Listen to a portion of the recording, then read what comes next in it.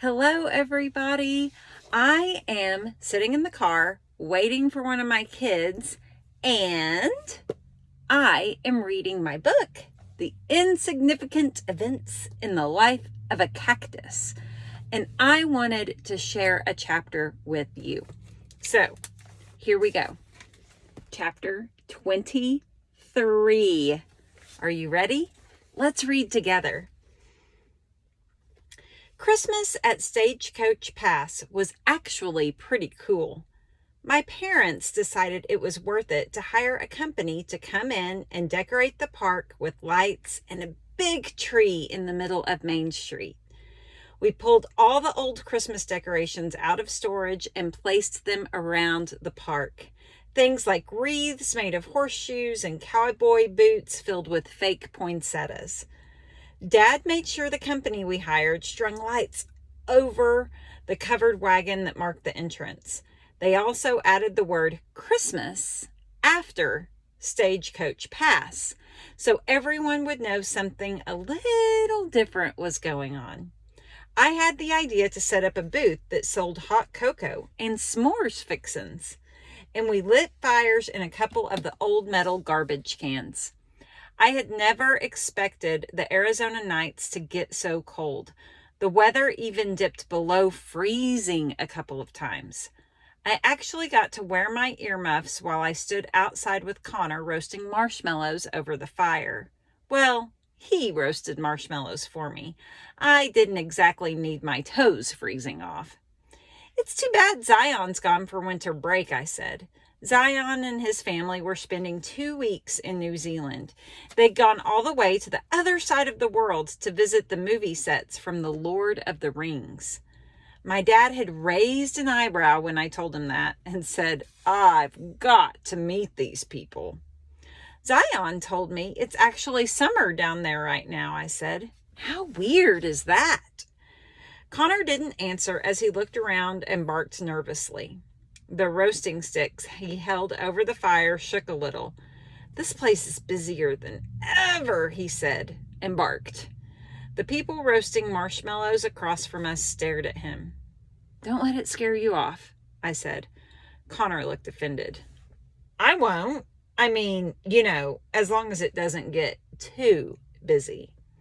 I raised an eyebrow at him. "What qualifies as too busy?" Connor shrugged. "Busier than this."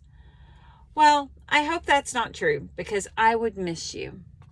"I'm sure it would be dead again once Christmas is over," Connor said, which was obviously reassuring to him, but not to me.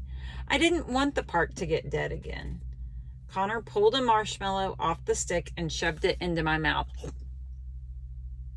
"Then things can just go back to normal." I said, with my mouth stuffed full of marshmallow. "Huh?" I swallowed. "I don't want it to go back to normal. I want it to stay busy. You realize if the park closes down, my parents lose their jobs, and we probably have to move again." Connor frowned. "Yeah, I didn't think of that." He stuffed another marshmallow into my mouth.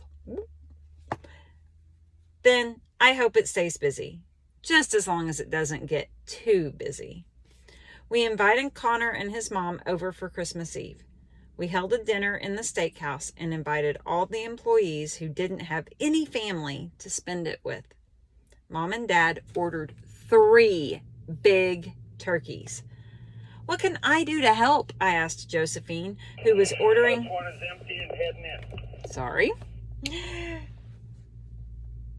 "What can I do to help?" I asked Josephine, who was ordering everyone around in the kitchen. They were busy making cornbread stuffing, mashed potatoes, corn, and of course, cowboy beans, cornbread, and coleslaw, which I definitely would not be eating. Coleslaw has ruined me for life, and I would forevermore be known as Pitslaw. It would forevermore be known as Pitslaw. Josephine handed me a masher. "Why don't you mash up them potatoes?" She struck the giant pot of potatoes on the floor for me, and I worked on handling the masher with my feet. Several of the employees stopped to watch, but Josephine told them all to skedaddle. "Those will be the best mashed potatoes you ever put in your mouth," she snapped at anyone who raised an eyebrow at me mashing potatoes. At one point, Henry walked in. He put his hands on his hips. "Avon Kavanaugh," he scolded, "what are you doing with your feet in the food?" I didn't think Josephine could have looked more shocked than if a tarantula the size of a horse had trampled through the room. "You crazy old kook," she said to Henry. "Don't you know her name by now? Get out of here and make yourself useful." She shooed him out of the room, and neither one of them returned. When I was done with the potatoes, I peeked my head through the swinging doors of the kitchen. I watched Connor and his mom sitting at a table together with my mom, talking and laughing.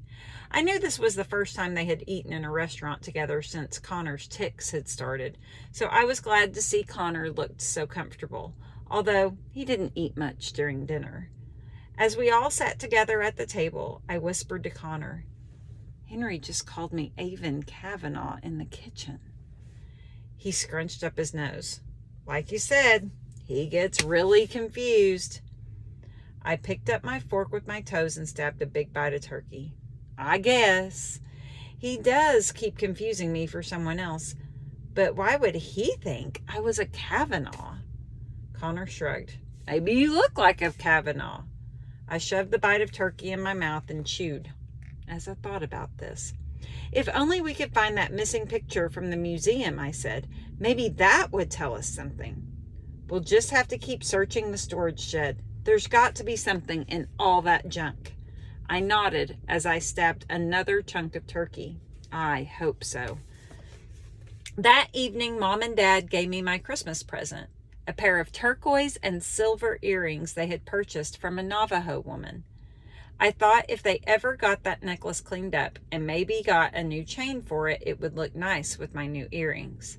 I also thought this Navajo woman should come and sell her jewelry at Stagecoach Pass. Actually, I couldn't stop thinking of things we should do at the park. I had a lot of ideas. Later that night, I dragged Dad out to go tarantula hunting. I'd done this several times before. I had become obsessed with finding a live tarantula. He held the flashlight for me so I could sneak up on any holes I had found earlier in the day, thinking they might be tarantula burrows. But I never did find one, no matter how much I searched. I began to wonder if I ever would. All right, that's the end of chapter 23. She ends it tarantula hunting. You know who you should ask about a tarantula? And that is Mrs. Crowder. She found one or saw one the other day. So, I hope you have a great day. Thanks for reading with me. I am loving our One School, One Book, The Insignificant Events in the Life of a Cactus, and I hope you are loving it too. Until next time, I'll see you later. Bye.